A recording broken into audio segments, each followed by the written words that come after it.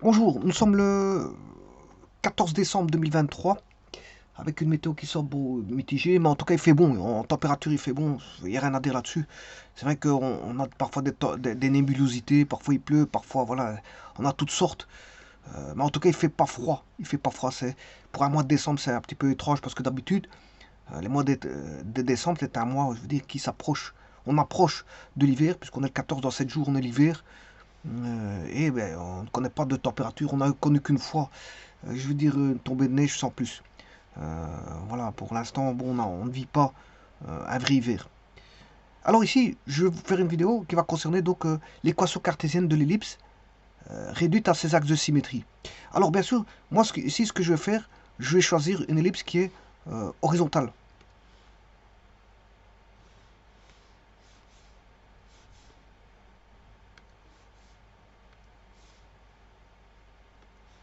Une ellipse horizontale. Alors, l'ellipse horizontale, bien sûr, euh, un repère orthonormé étant posé, puisqu'on a un repère 2D, on pose un repère 2D.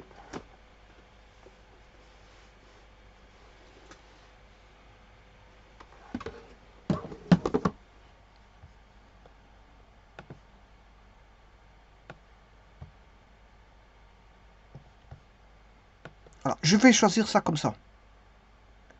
Voilà, donc avec l'axe X, comme ceci, et l'axe Y, comme ceci.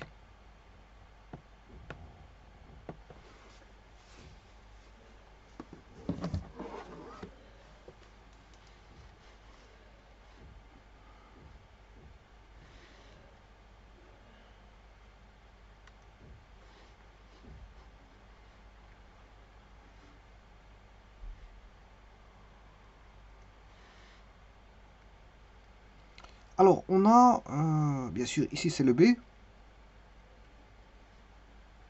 Là, on a, dans le repère, on a moins B. Là, on a A. Là, on a moins A.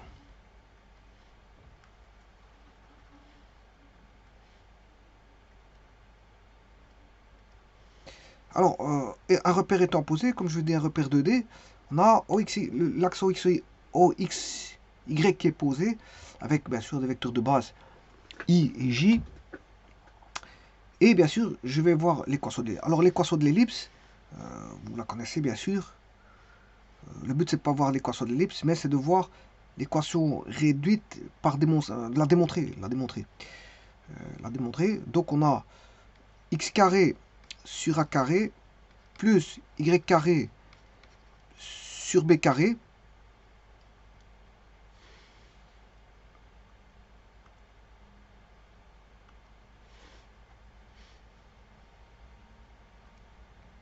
est égal à 1. Ah, c'est l'équation voilà, de l'ellipse ici, que je vais appeler E. Voilà, c'est son équation par rapport à x, y dans un repère cartésien orthonormé. Alors, bien sûr, vous avez les points de l'ellipse. Supposons que je prenne un point M ici.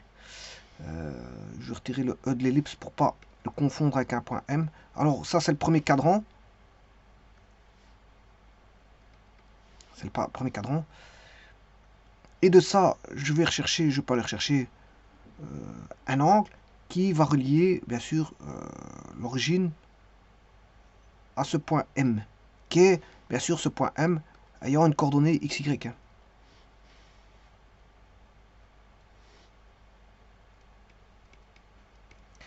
Alors là, on a un angle phi.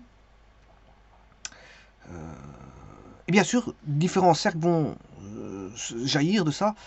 Alors, il y en aura plusieurs. Hein. Bon, en voici un, qui est le cercle secondaire. Voilà. Et il y a un cercle principal, qui est le plus grand cercle ici. Voilà, comme ceci. Bon, bien sûr, qui doit être étalé en plus grand. Voilà, et qui passe par là. Donc vous voyez les équations comment on appelle ça, les sommets. Donc c'est on a les sommets qui est A0 moins A0.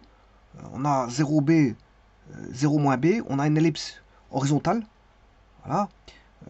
On a l'axe de symétrie qui est x égale 0 et y égale 0. Comme je vous l'ai dit, ici c'est une équation cartésienne de l'ellipse réduite à ses axes de symétrie. C'est pour ça qu'elle est centrée en haut. Et en plus de ça, elle est horizontale parce que le A est plus grand que le B. Le A est plus grand que le B. Alors, on a des foyers, on a des caractéristiques qu'on appelle des foyers qui sont très importants. D'ailleurs, c'est ça que je vais regarder dans un petit moment. On a le foyer F1 et le foyer F2. Alors, le foyer étant ici C0 et l'autre, bien sûr, il est en moins C0.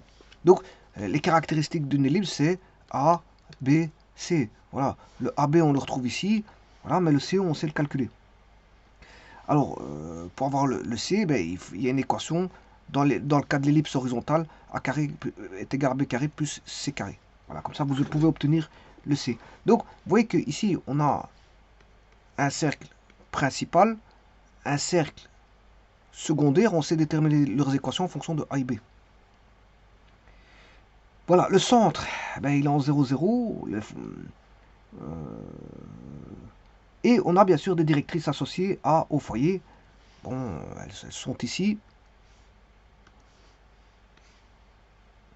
D1 et D2. Ça, c'est la droite D1. Voilà. Et D1 a pour équation x égale A carré sur C. Alors que l'autre, D2, ben, c'est la même chose.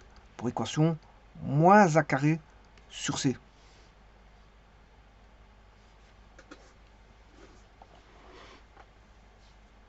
Et donc on a un paramètre B, P aussi, qui est le paramètre qui vaut B carré sur A.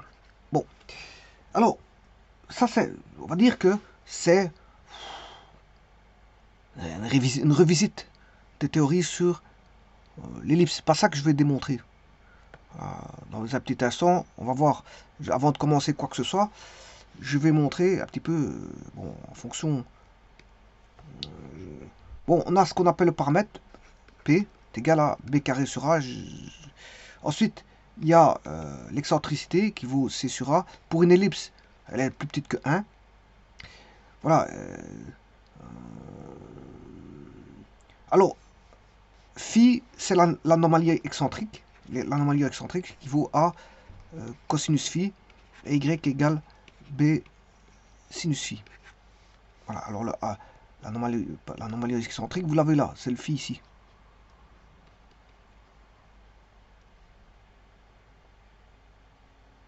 Donc, et ça, ce que je viens de vous mettre, ce sont, voilà, ici vous avez une équation cartésienne. Ici, vous avez une équation paramétrique de l'ellipse. Alors, il existe d'autres types d'équations en fonction, voilà, on a, on définit aussi l'ellipse comme le lieu des points dont la distance à F1 est égale le produit de la distance à D1, bon, qui est la directrice associée bien sûr à F1, par E. Donc on a quel que soit le point M appartenant, enfin je m'excuse, quel que soit le point M de coordonnées X, Y appartenant à l'ellipse, on peut écrire que comment on appelle ça, l'ellipse, le point, tous les points de l'ellipse qui constituent l'ellipse peut être défini comme le lieu des points dont la distance AF1 est égale au produit de la distance à D1. Donc c'est-à-dire que la distance de MF1, ça c'est une distance, c'est une valeur, voilà, c'est la valeur algébrique d'un segment. Enfin, c'est la valeur, c'est la longueur d'un segment, je m'excuse, ça c'est la longueur d'un segment, est égale à E fois la distance de M à la droite D1. Enfin, ici j'ai mis petit d, qui est la directrice bien sûr. Hein.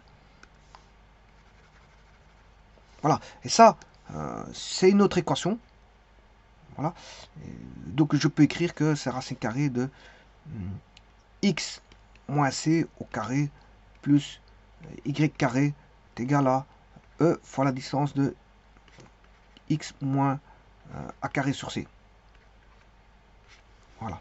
Ou alors, autrement, je peux l'écrire que c'est x moins c au carré plus y carré est égal à e carré x moins a carré c carré sur enfin au carré. Bon, vous aurez compris que c'est quoi? C'est l'équation focale de l'ellipse. Donc, ceci, c'est l'équation focale de l'ellipse. Donc, c'est l'équation focale. Ça, c'est l'équation paramétrique. Et l'autre, c'est l'équation cartésienne. Ça, c'est l'équation cartésienne. Bon, vous voyez qu'il y a plusieurs équations. Et je peux mettre même une quatrième équation.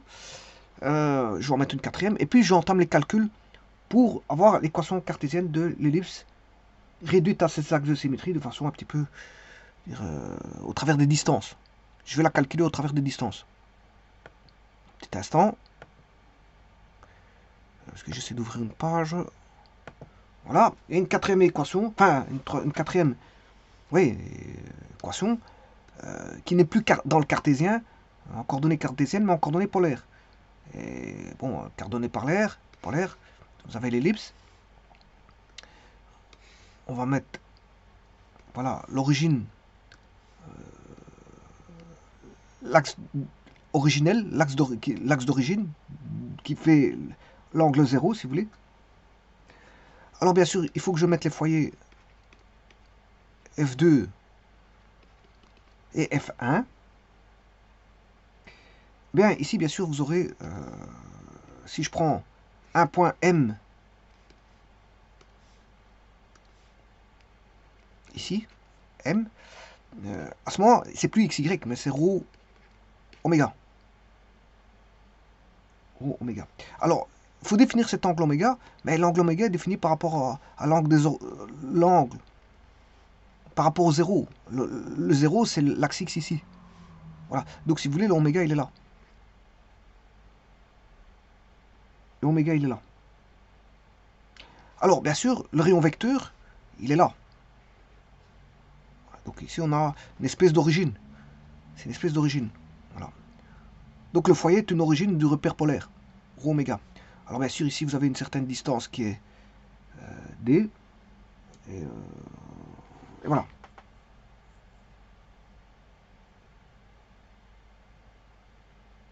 Alors bien sûr, on sait retrouver la coordonnée de C, parce que ici, le rayon vecteur, là, il voudra, ben, si vous êtes dans un repère cartésien, le 0, s'il est centré, le 0, il est là. Là, on a C. Là, on a moins C, ce qui fait 2C. Le rayon vecteur, il fait 2C. Et l'angle, ben, il fera pi. Pi radian. Voilà, et donc là, je peux écrire par rapport à l'équation de l'ellipse, ρ est égal à le paramètre P sur 1 plus ρ cosinus oméga. Voilà, et tout ça se démontre, hein, je l'avais déjà démontré dans une vidéo.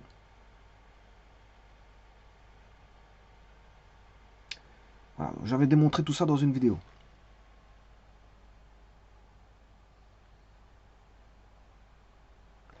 Alors, là, pour toutes les équations, elles ont été démontrées, une par une, hein, les 3 démonstrations, toutes les démonstrations ont été faites.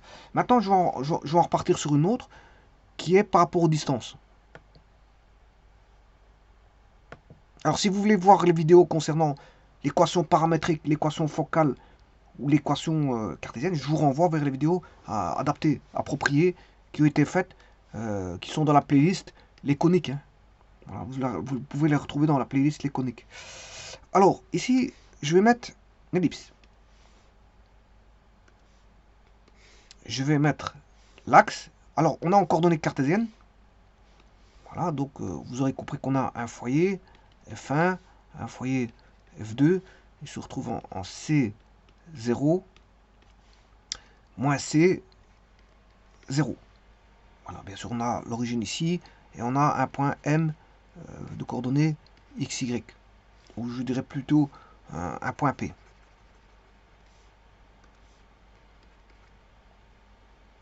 Voilà. Alors pourquoi j'ai choisi le point P et pas le point M? Tout simplement parce que dans les écritures, bon, je faire chaque fois un pont comme ça, bon, ça m'embête. Voilà, je préfère écrire ça comme ça va beaucoup plus vite. L'écriture de la lettre P est plus rapide que la lettre M. Donc ici, je vais changer la lettre M en P pour avoir une écriture beaucoup plus simple au niveau, voilà, on va dire pratique. Je préfère écrire un P qu'un M, surtout qu'on va voir quand même quelques P qui vont apparaître. Donc je préfère écrire un P qu'un M. Alors, ça c'est une chose. Maintenant, on va travailler en termes de distance. Ici, j'ai une distance, voilà. Ouais, attention que c'est pas une distance, c'est comme ceci. Voilà. Et une distance comme ceci. Pourquoi? Ben, par définition de l'ellipse.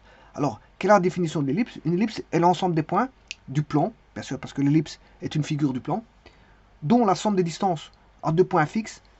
Alors, vous aurez compris que les deux points fixes, c'est les deux foyers. Les deux foyers sont fixes. Hein. Donc, la distance à deux points fixes, F1 et F2, bien sûr qui sont distincts, hein, parce qu'il y en a un qui se trouve en C0 et l'autre en moins C0, qui sont appelés bien sûr communément les foyers de l'ellipse appartenant à l'ellipse E. C'est les foyers, sont une caractéristique de cette ellipse-là. Elle possède ces foyers, donc c'est une caractéristique de cette ellipse. Elle possède, comme toute ellipse possède ses propres foyers, ben cette ellipse-là possède les foyers en C0 et moins C0 dans un repère cartésien XY. Et donc, je rappelle donc que l'ellipse, c'est un ensemble, c'est un lieu de points, si vous voulez, un lieu de points ou un ensemble de points du plan, dont la somme des distances à deux points fixes, qui sont les foyers F1 et F2, qui sont distincts, est égale à une constante. Alors, que vaut cette constante-là? Elle vaut, si vous voulez, elle vaut 2A. Des A, bien sûr, est positif. Hein. 2A est positif. Bon, et c'est de ça que je vais traiter. Alors, vous aurez compris que c'est de P à F2, voilà, j'ai la distance PF2. Donc, là, j'ai la distance PF2. Je peux le mettre en vectoriel. Hein. Je peux travailler avec des vecteurs, mais ici, je ne vais pas le faire. Je vais travailler avec des distances. On va dire PF2. C'est PF2, c'est la longueur du segment PF2. Alors, comme ici, on aura PF1. La longueur du segment PF1.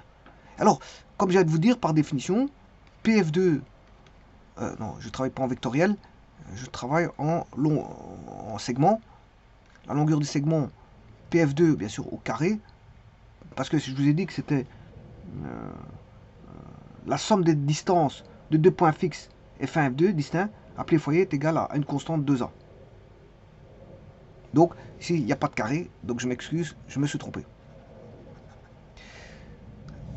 Alors, c'est PF1 et PF2. C'est la longueur de PF1 et de PF2. Est égale à une constante, et cette constante vaut 2A qui est positif. C'est normal parce que c'est une distance plus une distance. Une distance est toujours positive. En plus de ça, le A, il est positif ici. Le A, on va considérer que c'est le A ici. Voilà. Eh bien, à partir de là, bien sûr, il faut tracer des triangles rectangles. Alors j'ai une projection de P qui va donner P'. Voilà. C'est un segment que je dois prendre.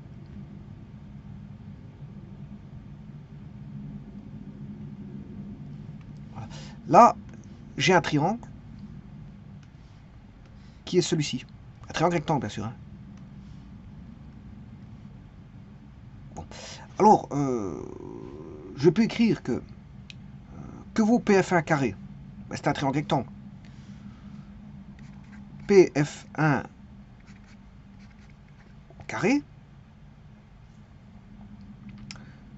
c'est égal à, bon, là on a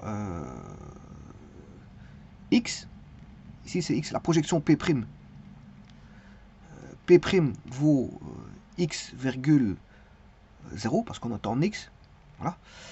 Donc, on aura pour avoir PF1, il faut rajouter ceci.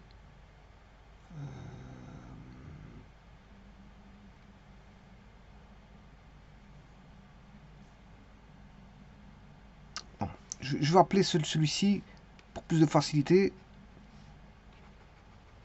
Le foyer F1, je vais le mettre à gauche.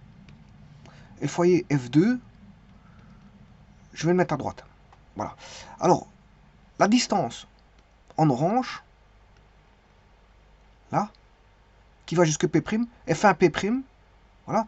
Vous reconnaissez le triangle rectangle F1 P', P. F1 P', P. Voilà, rectangle en P'. Avec P' qui vaut X0 en coordonnées. Donc la distance F1 P', vous aurez compris que c'est là, de là à là, sa distance c'est C. De là à là. Donc sa distance, elle vaut C ici. Et là, on a X. Jusqu'à P', de 0 à P', on a X. Donc les distances, on a C. Alors C, je rappelle que c'est de là à là. C. Là, c'est X. Donc vous aurez compris que c'est C plus X. Le triangle rectangle, pour côté, là, ici, F1 P', C plus X. C plus X au carré. Alors, plus, pour avoir PF1, attention qu'ici c'est PF1, parce que j'ai changé les noms. Et donc là, fatalement, ça sera PF2. Alors, vous aurez compris qu'il faudra faire PF1 par des artifices de calcul. PF1, jouer avec PF1 au carré, PF2 au carré, faire des soustractions de PF1 carré moins PF2 carré pour obtenir des relations. Hein. C'est juste ça. Alors, pour l'instant, je calcule PF1 carré. C'est plus X. C. Alors maintenant, si je veux calculer ceci, PP',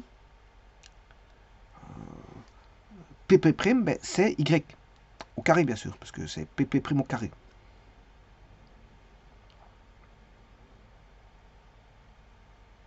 Voilà. Et là, bien sûr, j'ai évalué PF1, la distance PF1, dans le triangle PP' F1. Voilà. Et bien maintenant, je vais faire la même chose tout simplement avec PF2. Bien sûr, c'est PF2, la distance du segment PF2 au carré, que vaut-elle? Ben, on fait la même chose, cette fois-ci, je vais rechercher le triangle rectangle qui est là. On a un tout petit triangle rectangle, il faut bien le voir. Voilà, qui est là. Ou si vous voulez, qui est là. Voilà. C'est un triangle rectangle qui fait ceci. Voilà. Donc on a toujours PP', mais on a le foyer F2. Là, ça. Mais là, il est rectangle ici. Donc ça, c'est le triangle PP' F2. Et cette fois-ci, cette distance-là, elle vaut C. Mais cette distance-là, elle vaut X. Donc je peux évaluer cette distance-là. Cette distance-là, c'est C moins X. Voilà. Et pour ce qui est PP', c'est toujours la même chose, c'est toujours Y carré. Donc c'est C moins X au carré plus Y carré. Voilà. Et à partir de là, on peut commencer à faire d'innombrables calculs. Alors par des artifices, bien sûr, hein, par le jeu des artifices de plus et de moins. Voilà. Et le tout, c'est, voilà, on va démontrer que alors, la définition, elle est acquise. Hein. PF1 plus PF2 égale 2A. C'est quelque chose que l'on sait. Voilà, c'est par définition, on a ça. PF1 plus PF2 égale 2A. Mais qu'on a, bien sûr, ce qu'on vient d'avoir maintenant, par décomposition par les distances au travers de triangles rectangles, on a ceci.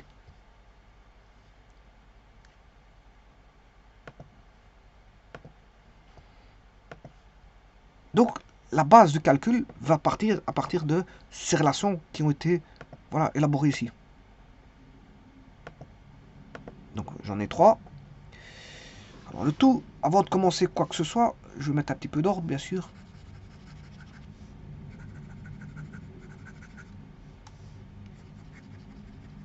Voilà. Alors, le tout, c'est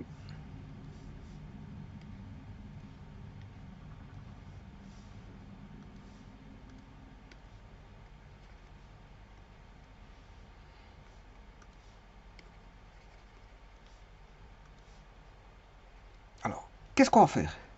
Eh bien, je vais faire la soustraction. Ayant PF1, PF2 au carré, je vais aller chercher la soustraction. Donc je vais faire la soustraction de PF1 au carré moins PF2 au carré. Voilà. Ça, c'est une chose.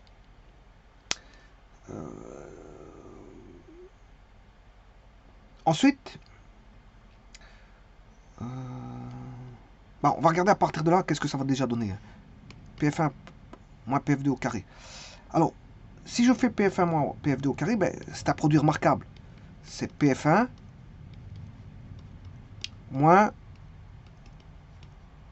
PF2 fois PF1 plus PF2. Tiens, qu'est-ce qu'on retrouve là? PF1 plus PF2, qui vaut 2A, qui est acquis, hein, parce que bon, ça fait partie de ma relation. Sa relation, par définition, PF1 plus PF2 égale 2A. Donc, ce qui veut dire ici que PF1 moins PF2,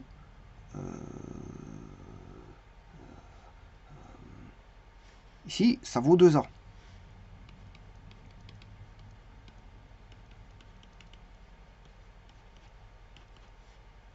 Donc, ce qui veut dire que le produit ici, voilà, PF1 moins PF2 au carré, c'est PF1 moins PF2 fois 2A.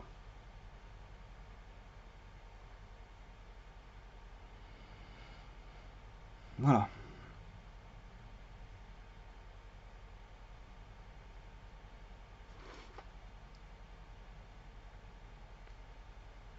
Maintenant, que vaut PF1 moins PF2 au carré?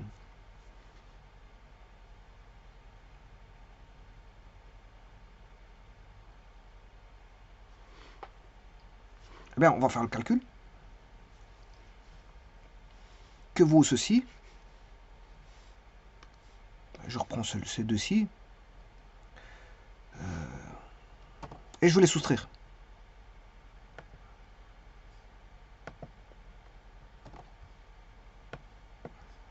Je vais faire la soustraction pour avoir PF1 moins PF2 au carré. Là, si je soustrais, j'aurai PF1 moins PF2, bien sûr au carré. Alors, on aura, les y carrés vont tomber, il va rester c plus x carré plus c moins x carré égale c carré plus x carré plus c carré moins 2cx. Ouais, attention que c'est un moins, c'est pas un plus. C'est un moins.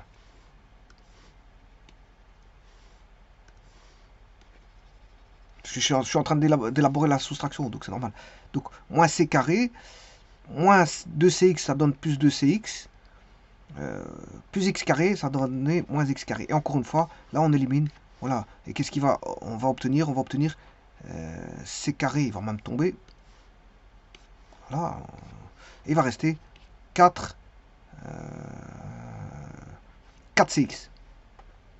Il va rester 4cx. Donc, si je reprends maintenant l'écriture que voici, voilà, celui-ci vaut 4cx. Voilà, 4cx.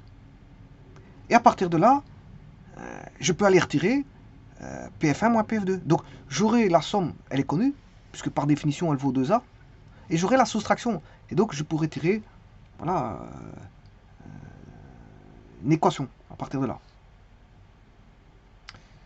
Donc, je dirais que PF1 moins PF2, il vaut quoi? Ben, 4cx sur 2A.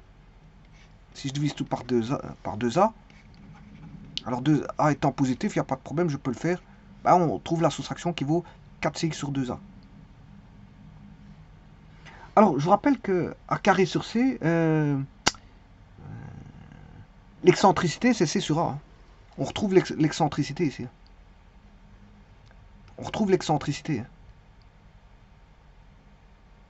Donc ici, on a 2 fois l'excentricité fois x. Ou si vous voulez, 2c sur a x.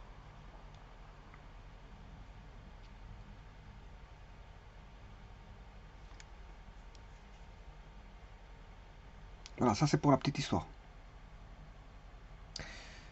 Donc, la soustraction, PF1 moins PF2, me donne 2C sur A.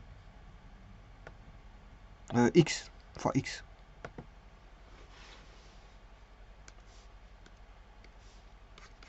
PF1 moins PF2 égale 2C sur A X.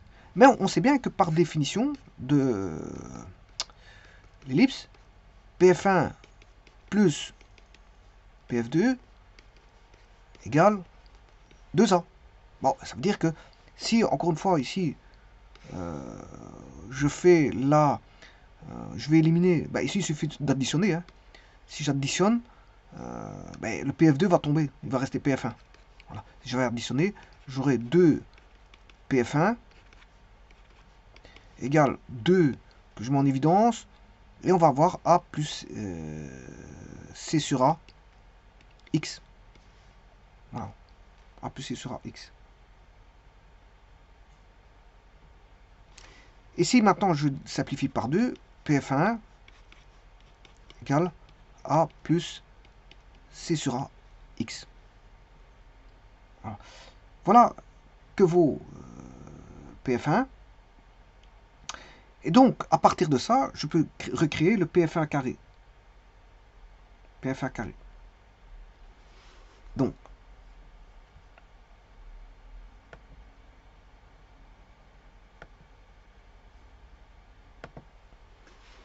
sachant que PF1 est égal à A plus C sur A X, je rappelle que ça c'est l'excentricité. Donc en vérité c'est A plus X, l'excentricité. Alors ça c'est PF1.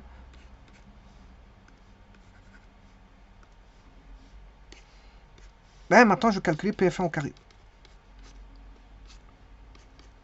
Alors PF1 au carré, c'est A plus C sur A X au carré. C'est-à-dire on aura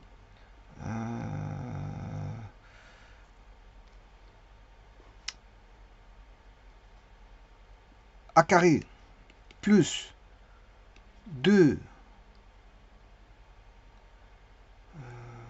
C A fois A. 1 A fois 1 sur A, ça fait 1. Le double produit, c'est 2. C'est X. Alors, plus C carré sur A carré X carré.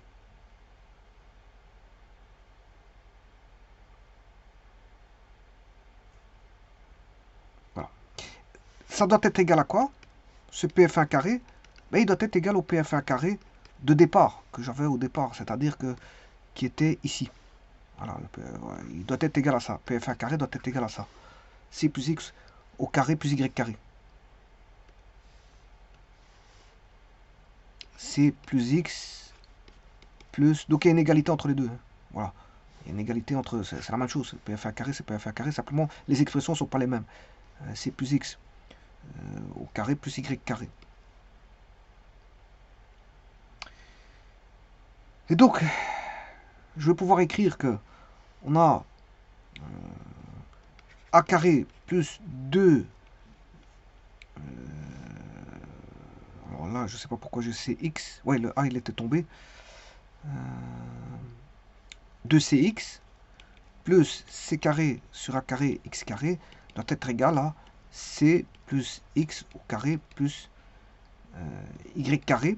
Bon, si je ne développe pas ça, ça fait a carré plus 2 cx plus c carré sur a carré x carré est égal à c carré plus 2 cx.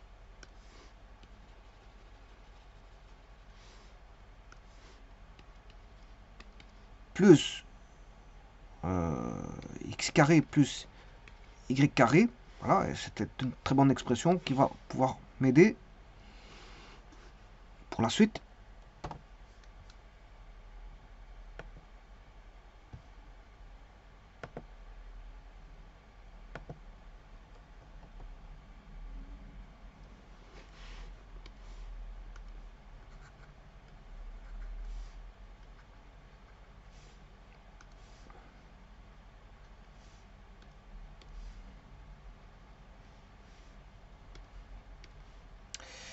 Voilà, maintenant on va faire un petit peu de... Voilà, on va remettre un petit peu les choses en ordre. Alors le 2CX ici va tomber. Voilà, c'est déjà une chose. J'écrirai que je vais remettre les x ensemble, les x carrés ensemble.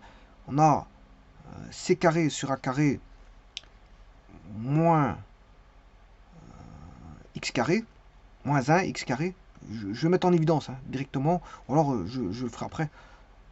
Voilà, c'est x carré moins x carré égale c carré moins a carré, et le y il va devenir moins y carré. Moins y carré, ce qui fait c carré sur a carré moins 1 x carré moins y carré est égal à c carré moins a carré. Et là, si je prends l'opposé, on a 1 moins c carré sur a carré.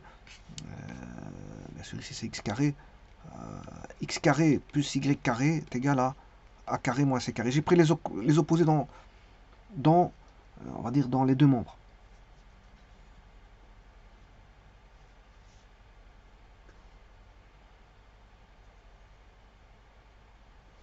Voilà.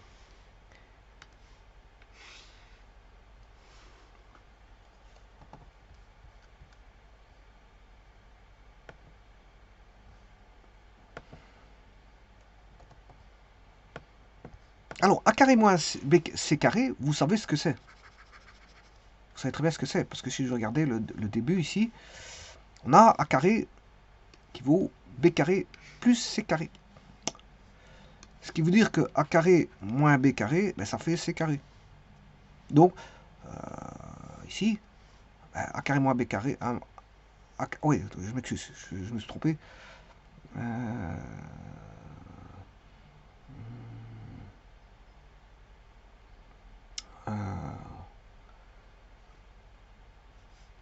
Petit instant, parce que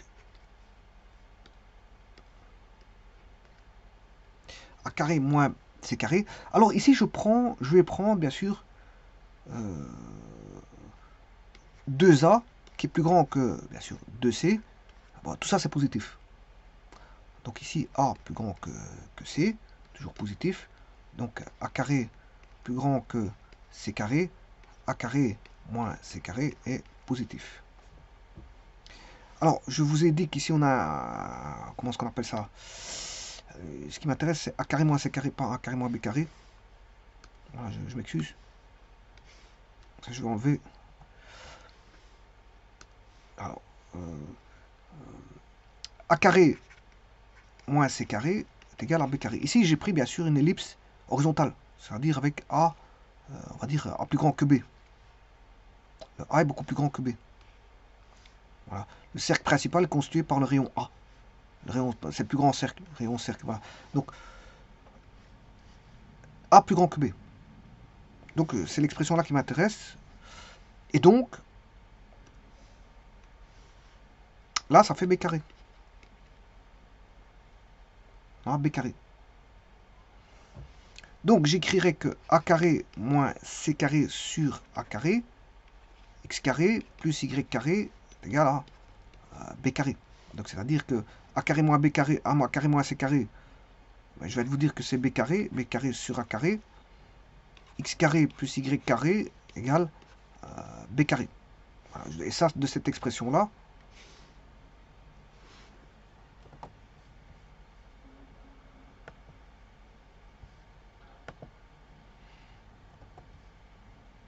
je vais écrire, bon, je vais diviser tout par B carré.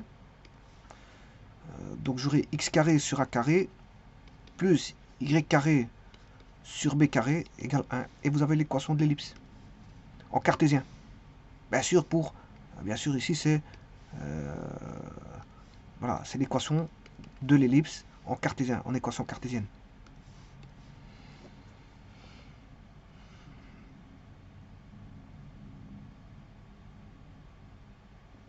Alors je vous rappelle que cette ellipse, c'est une courbe symétrique par rapport aux axes OX et OY. Donc il suffit de la tracer dans le premier cadran. et puis par symétrie d'en obtenir la totalité, hein. Donc on dessine le premier cadran et puis on fait la totalité par symétrie. Symétrie par rapport à l'axe X et la symétrie par rapport à l'axe Y. Donc comme je vous ai dit tout à l'heure, ben, c'est l'équation cartésienne de l'ellipse réduite à ses axes de symétrie. Donc on recherche une partie et puis après on peut construire tout le restant. Alors comme je vous ai dit, si B égale A, on a un cercle. Et si on a A plus grand que B, A plus grand que B, c'est l'ellipse. A plus grand que B, c'est l'ellipse horizontale. Si B plus grand que A, c'est l'ellipse verticale. Avec ses axes de symétrie, hein. Toujours avec ses axes de symétrie. Et donc les points, si vous voulez, dans ce cas-ci, les points moins A0, A0, 0B, 0 moins B appartiennent bien sûr à cette ellipse, hein.